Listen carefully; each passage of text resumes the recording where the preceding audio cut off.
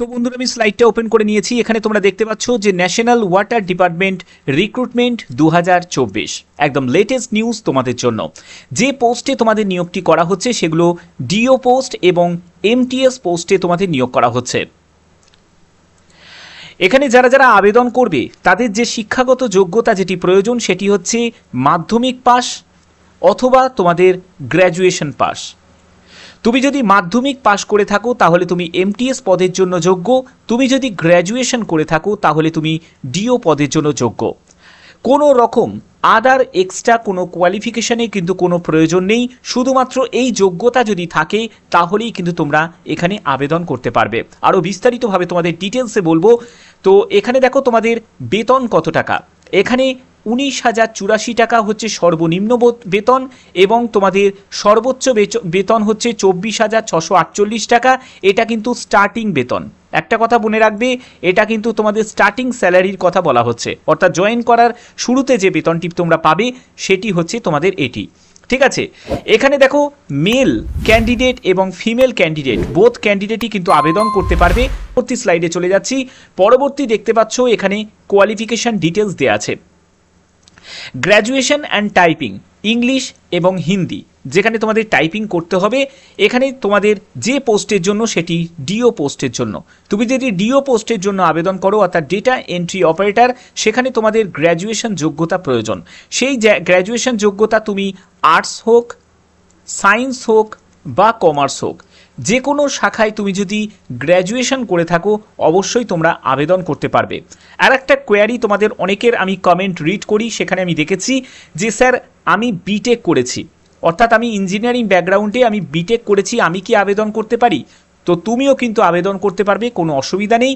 Engineering background থেকে হোক বা নন ইঞ্জিনিয়ারিং ব্যাকগ্রাউন্ড থেকে হোক, গ্র্যাজুয়েশন সমতুল্য কোনো যোগ্যতা বা গ্র্যাজুয়েশন থাকলেই কিন্তু তোমরা এখানে আবেদন করতে পারবে।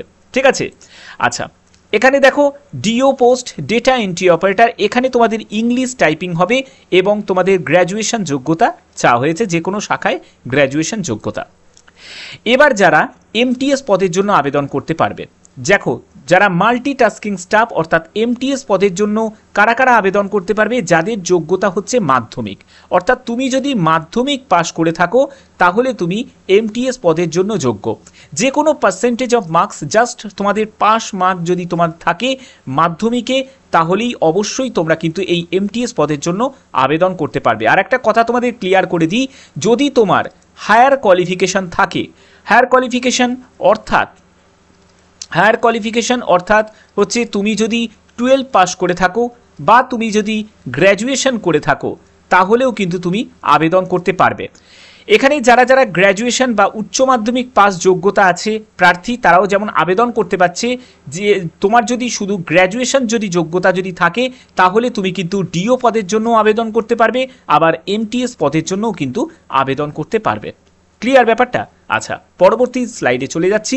পরবর্তী হচ্ছে তোমাদের বেতনের ব্যাপারটা আরও ডিটেলসে তোমাদের কাছে বুঝিয়ে দিচ্ছি। দেখো যারা যারা ডিও পদের জন্য আবেদন করবে, ডেটা এন্ট্রি অপারেটর, এখানে 24,648 টাকা তোমরা স্টার্টিং কিন্তু স্যালারি তোমরা পেয়ে যাবে। অর্থাৎ মাসে তোমরা প্রথম শুরুতেই যে মাসে তোমরা যে বেতনটি পাবে 24,684 টাকা। ওকে, তো এখানেও কিন্তু 24,684 টাকা। এবং যারা যারা তোমরা এমটিএস পদের জন্য আবেদন করবে অর্থাৎ মাল্টিটাস্কিং স্টাফ, তাদের ক্ষেত্রে বেতন হচ্ছে 19,084 টাকা মতো তোমাদের বেতন থাকবে। আবার কিছু জায়গায় অর্থাৎ মেট্রো সিটি এলাকায় যদি তোমাদের কাজ যদি নিয়োগ হয়, তো সেক্ষেত্রে তোমার যদি জব পোস্টিং হয় তাহলে অবশ্যই তোমাদের কিন্তু বেতনটা একটু বেশি থাকবে। 22,412 টাকা মতো তোমরা স্টার্টিংয়ে তোমরা বেতন পেয়ে যাবে। ঠিক আছে, অর্থাৎ মেট্রো সিটি এলাকায় তোমরা জানো বেতন বেশি হয়, সেখানে যদি নন মেট্রো সিটি এলাকায় যদি হয় তাহলে সেখানে বেতন একটু কম হয়। ঠিক আছে, তো এই হচ্ছে তোমাদের বেতনের যে স্ট্রাকচারটা সেটা তোমাদের কাছে ক্লিয়ার করে দিলাম। স্লাইডে চলে যাচ্ছি। পরবর্তী দেখতে পাচ্ছ এখানে এজ লিমিট, অর্থাৎ তোমাদের বয়স যদি 18 থেকে 40 বছরের মধ্যে হয়ে থাকে তাহলে তোমরা কিন্তু এখানে আবেদন করতে পারবে। অবশ্যই তোমাদের এজ যে last date submission of application অনুযায়ী কিন্তু তোমাদের এজ কিন্তু হতে হবে। ঠিক আছে, এখানে যারা যারা এসসি এসটি প্রার্থী আছো তাদের ক্ষেত্রে বয়স হচ্ছে 18 থেকে 45 বছর। যদি তুমি ওবিসি প্রার্থী হয়ে থাকো তাহলে তোমার বয়স 18 থেকে 43 বছরের মধ্যে যদি হয়ে থাকে তাহলে অবশ্যই তোমরা কিন্তু এখানে আবেদন করতে পারবে। ঠিক আছে, তো চলো পরবর্তী। এখানে তোমাদের সিলেকশন প্রসেসটা কি আছে দেখো, এখানে সিলেকশন প্রসেস বলছে only shortlisted candidate as per above eligibility criteria, অর্থাৎ তোমাদের যে এলিজিবিলিটি ক্রাইটেরিয়াগুলো যেগুলো বললাম সেই ক্রাইটেরিয়া তোমাদের ফুলফিল করতে হবে। তারপরে তুমি আবেদন করলে এবং তোমাদের যে ফর্মটা সেটা কিন্তু প্রথমে কি হবে, স্ক্রুটিনি করা হবে। ঠিক আছে, স্ক্রুটিনি করা হবে। এই স্ক্রুটিনি প্রসেস তোমাদের যখন কমপ্লিট হয়ে যাবে তারপরে তোমাদের কি হবে, স্কিল টেস্ট হবে এবং তোমাদের ইন্টারভিউ হবে কিন্তু হবে। ঠিক আছে, ইন্টারভিউ কিন্তু হবে। ঠিক আছে, এবার দেখো তোমাদের এবার একটা প্রশ্ন জাগতে পারে যে স্যার ডিও পদের জন্য আমি মানলাম যে স্কিল টেস্ট হবে। ঠিক আছে, ডিও পদের জন্য স্কিল টেস্ট হবে এবং স্কিল টেস্টে যেটা হবে সেটা হচ্ছে টাইপিং হবে। ওকে, কিন্তু আমি যদি এমটিএস পদের জন্য আবেদন করি সেখানে তো কোনো টাইপিং যোগ্যতার কোনো প্রয়োজন নেই, তাহলে কি হবে দেখো, এমটিএস পদের জন্য যদি তুমি আবেদন করো তাহলে তোমাদের এখানে সরাসরি কিন্তু ইন্টারভিউ হবে। ঠিক আছে, সরাসরি তোমাদের ইন্টারভিউ হবে, অর্থাৎ প্রথমে তোমাদের যে ফর্মটা তোমরা আবেদন করলে সেটাকে স্ক্রুটিনি করা হবে, যে তোমাদের কোনো যদি ভুলভ্রান্তি থাকে তাহলে সেই ফর্ম তোমাদের রিজেক্ট হয়ে যাবে। যদি তোমাদের সব ঠিক থাকে তাহলে তোমাদের শর্টলিস্টেড করে ইন্টারভিউতে সরাসরি এমটিএস পদের জন্য ডাকা হবে। আর যারা যারা ডিও পদের জন্য আবেদন করবে তাদের প্রথমে কিন্তু স্কিল টেস্ট হবে, যেখানে টাইপিং টেস্ট হবে, তারপর কিন্তু তোমাদের ইন্টারভিউ হবে। আশা করি তোমাদের সম্পূর্ণ ব্যাপারটা তোমাদের ক্লিয়ার করে দিলাম। এরপরে যে আরেকটা কথা যেটা বলা হচ্ছে, candidates are requested to take print out of their application form, অর্থাৎ তোমাদের যে আবেদন তোমরা করবে সম্পূর্ণ অনলাইন প্রসেসে তোমাদের আবেদন করতে হবে। কিভাবে আবেদন করবে সেই প্রসেসটাও কিন্তু আমি তোমাদের দেখাবো। এখানে তার আবেদন করার যে প্রিন্ট আউট কপিটা কিন্তু তোমাদের যত্ন করে রেখে দিতে হবে ফিউচার রেফারেন্সের জন্য। যখন তুমি ইন্টারভিউতে যাবে তখন এই প্রিন্ট আউট কপি এবং সব অরিজিনাল ডকুমেন্টসগুলো কিন্তু তোমাদের সঙ্গে নিয়ে যেতে হবে। কি কি ডকুমেন্টস তোমাদের আবেদন করতে লাগছে সেগুলো তোমাদের বলছি পরবর্তী স্টেপে। দেখো তোমাদের কি কি আবেদন করতে গেলে লাগবে, প্রথমত যেটা দেখতে পাচ্ছ যে সিলেক্ট অ্যাডভার্টাইজমেন্ট নাম্বার, অর্থাৎ অ্যাডভার্টাইজমেন্ট নাম্বার তোমাকে প্রথমে সিলেক্ট করতে হবে। তারপরে বেসিক ডিটেলস তোমাদের দিতে হবে, এডুকেশন ডিটেলস দিতে হবে, অর্থাৎ তোমার যা এডুকেশন কোয়ালিফিকেশান আছে সেটার ডিটেলস দিতে হবে। ওয়ার্ক এক্সপিরিয়েন্সের কোনো প্রয়োজন নেই, সেটা তোমাদের দেখিয়েই দিলাম। এখানে তোমাদের ফটো, সিগনেচার, তারপরে হচ্ছে বার্থ সার্টিফিকেট অথবা তোমরা মাধ্যমিকের সার্টিফিকেট এবং কাস্ট সার্টিফিকেট, অবশ্যই আপডেটেড কাস্ট সার্টিফিকেট কিন্তু তোমাদের আপলোড করতে হবে। এগুলো কিন্তু সবই স্ক্যান কপি কিন্তু আপলোড করতে হবে। অ্যাপ্লিকেশন প্রিভিউ হবে এবং মডিফাই হবে, যদি কোনো ভুলভ্রান্তি থাকে সেটা কিন্তু তোমরা মডিফাই করতে পারবে। পরবর্তী যেটি আছে সেটি হচ্ছে পেমেন্ট অনলাইন মোডে, তোমরা credit card, debit card, net banking বা ইউপিআই এর মাধ্যমে কিন্তু তোমরা অনলাইন পেমেন্ট করতে পারবে।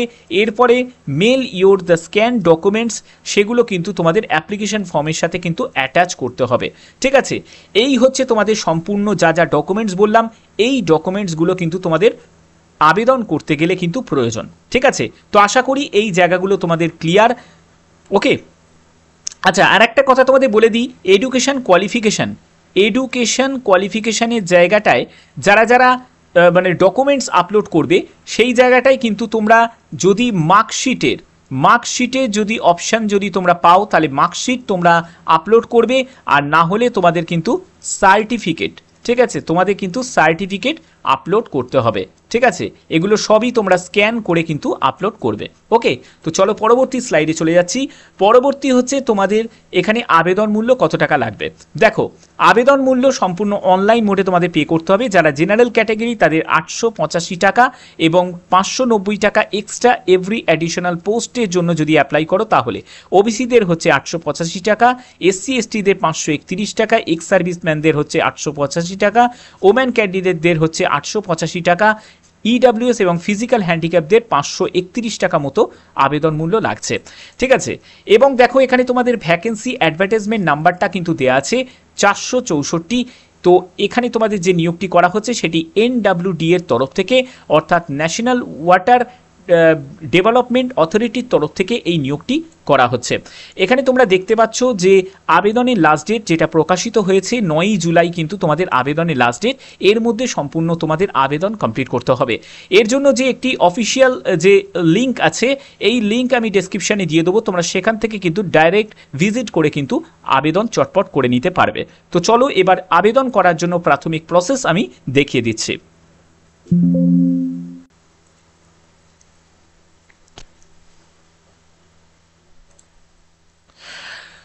তো বন্ধুরা আমি একদম অফিসিয়াল ওয়েবসাইটে চলে এসেছি। তো এখান থেকে তোমাদের কিভাবে আবেদন করবে সেই প্রসেসটা তোমাদের আমি দেখিয়ে দিচ্ছি। দেখো ভালো করে বুঝে নাও কিভাবে আবেদন করবে। এখানে আবেদন করার জন্য তোমরা এখানে দেখতে পাচ্ছ যে অ্যাডভার্টাইজমেন্ট নাম্বার। তো এর জন্য তোমাকে সিলেক্ট অপশানে যখনই তুমি ক্লিক করবে অ্যাডভার্টাইজমেন্ট নাম্বার 464 এই নাম্বারটা তোমাকে সিলেক্ট করে নিতে হবে। এরপরে বলছে how many post one to apply, অর্থাৎ কতগুলো পোস্টে তুমি আবেদন করতে চাইছো।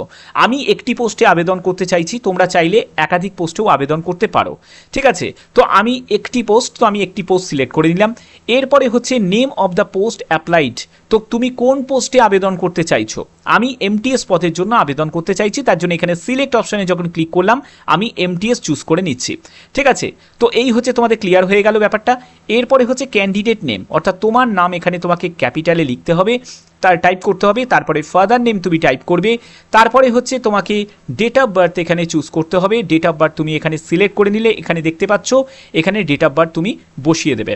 এরপরে তোমাকে মেল আইডি দিতে হবে, একদম ভ্যালিড একটি মেল আইডি দেবে এবং মোবাইল নাম্বার অবশ্যই তোমাকে ইনপুট করতে হবে, কারণ তোমাদের পরবর্তী পর্যায়ে যাবতীয় যা কমিউনিকেশন, অর্থাৎ ইন্টারভিউতে ডাক, তারপরে হচ্ছে যারা সিলেক্টেড হবে তাদের যে নামের তালিকা থেকে শুরু করে বাদবাকি যা কমিউনিকেশন হবে সবই কিন্তু তোমাদের মেল আইডি এবং মোবাইল নাম্বারের ভিত্তিতেই কিন্তু তোমরা সেটা জানতে পারবে। তার জন্য অবশ্যই সঠিক যে মেল আইডি এবং মোবাইল নাম্বারটাই কিন্তু তোমরা এখানে ইনপুট করবে।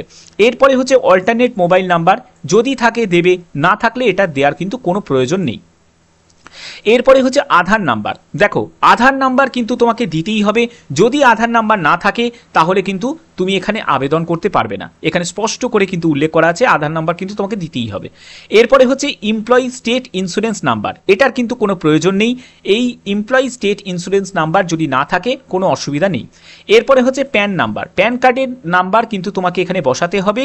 এরপরে হচ্ছে ক্যাটাগরি তোমাকে সিলেক্ট করতে হবে, তুমি কোন ক্যাটাগরি থেকে, general, OBC, SC, ST, physical handicap, EWS না এক্স সার্ভিসম্যান, যে ক্যাটাগরি থেকে তুমি বিলং করছো সেই ক্যাটাগরি তোমাকে এখানে মেনশন করতে হবে। এরপরে হচ্ছে ন্যাশনালিটিতে চলে আসবে, এখানে তোমাকে ইন্ডিয়ান চুজ করতে হবে। এরপরে তুমি রিলিজিয়ান, অবশ্যই তোমাদের রিলিজিয়ান তোমরা সিলেক্ট করে নেবে। এরপরে তোমরা দেখতে পাচ্ছ জেন্ডারের জায়গায় মেল ফিমেল না আদার সেটা তোমাকে সিলেক্ট করে নিতে হবে। এরপরে হচ্ছে ম্যারিটাল স্ট্যাটাস, তুমি যদি ম্যারিড হও তাহলে ম্যারিডে চুজ করবে, আনম্যারিড হলে আনম্যারিড, তো যেটা আছে সেটা তুমি চুজ করে নেবে। এরপরে হচ্ছে কারেন্ট অ্যাড্রেস, তো অ্যাড্রেসের ডিটেলসটা কিন্তু এখানে তোমাকে বসাতে হবে। এরপরে তোমাকে স্টেট চুজ করতে হবে, তুমি এখানে দেখো আমি ওয়েস্ট বেঙ্গল চুজ করে নিচ্ছি, এখানে তোমার যে স্টেট থেকে তুমি সেটা চুজ করে নেবে। তো আমি এখানে ভদ্রেশ্বর দিয়ে দেবো, তোমরা তোমাদের যে স্টেট সেটা তোমরা সিটি তোমরা সেটা চুজ করে নেবে, ঠিক আছে। এরপরে হচ্ছে পিনকোড নাম্বার বসাবে, আমি আমার পিনকোড নাম্বার বসাচ্ছি, ঠিক আছে। তোমরা তোমাদের মতো করে যখনই পিনকোড বসাবে তোমাদের কিন্তু এখানে সিটির অপশান তোমরা পেয়ে যাবে। তো এই যাবতীয় ডিটেলসটা যখন তোমরা এখানে ইনপুট করবে, তারপরে হচ্ছে পার্মানেন্ট অ্যাড্রেস, অর্থাৎ এই কারেন্ট অ্যাড্রেস আর পার্মানেন্ট অ্যাড্রেস যদি একই হয়ে থাকে তাহলে তোমাদের সেম অ্যাজ কারেন্ট অ্যাড্রেসে গিয়ে চেকবক্সটায় তুমি ক্লিক করে দেবে, দেখবে হুবহু এখানে কপি হয়ে চলে আসবে। এরপরে তুমি সেভ অ্যান্ড নেক্সটে যখনই তুমি ক্লিক করবে তোমরা পরবর্তী স্টেপ অনুযায়ী তোমাদের রেজিস্ট্রেশন কিন্তু এখানে প্রাথমিক পর্যায়ে কমপ্লিট হয়ে যাবে এবং তোমাদের ফর্ম ফিল আপের জন্য তোমাদের 9 জুলাই যেটা লাস্ট ডেট, এর মধ্যে তোমাদের সম্পূর্ণ ফর্ম ফিল আপ তোমাদের কমপ্লিট করতে হবে, যেখানে তোমাদের ডকুমেন্ট আপলোড করা এবং তোমাদের যাবতীয় তোমাদের এডুকেশন কোয়ালিফিকেশনের ডিটেলস দেওয়া, তোমাদের যা যা বলা হয়েছে সেই অনুযায়ী তোমরা কিন্তু স্টেপ বাই স্টেপ করবে। যদি কোনো জায়গায় অসুবিধা হয় তাহলে অবশ্যই আমাকে কমেন্ট করবে, আমি যথাসময়ে তার জন্য হেল্প করব। তো এই হচ্ছে তোমাদের সম্পূর্ণ ব্যাপারটা তোমাদের বুঝিয়ে দিলাম। এটা প্রত্যেকে কিন্তু আবেদন করতে পারবে, যে কোনো জেলা যে কোনো স্টেট থেকে কিন্তু তোমরা এখানে আবেদন করতে পারবে। অর্থাৎ যারা যারা আমার ভিডিও ত্রিপুরা থেকে দেখছো তারাও আবেদন করতে পারবে, বা আসাম থেকে যে কোনো রাজ্য থেকে তোমরা কিন্তু এখানে আবেদন করতে পারবে। তো আশা করি ভিডিওটার মাধ্যমে সম্পূর্ণ ব্যাপারটা ডিটেলসে তোমাদের বুঝিয়ে দিয়েছি। যদি তোমরা এখানে আবেদন করতে চাও তাহলে তাড়াতাড়ি আবেদন করে দিও। তো আশা করি তোমাদের ভিডিওটা ভালো লেগেছে। যদি ভিডিওটা ভালো লেগে থাকে এরকমই ইনফরমেটিভ ভিডিও পাওয়ার জন্য অবশ্যই চ্যানেলটাকে সাবস্ক্রাইব করে বেল আইকন অল করে রাখবে। তো এখনের মতো এইটুকুই।